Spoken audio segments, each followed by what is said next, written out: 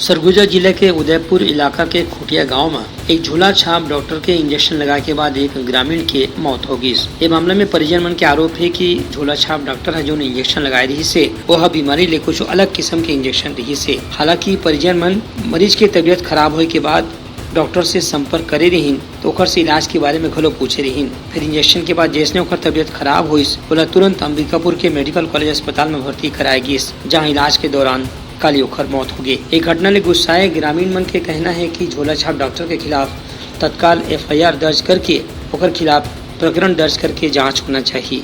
जर ले रही ना तो सुई लगवा रहन तो एहर एहर रिसन हा जाए रे हो केला लगवा रहे केसरला कौन है पति तेकर ही ना वह फूल गए रहा है तभी तिलाना कौन झोला छाप प्रजापति तो सुई लगा रहे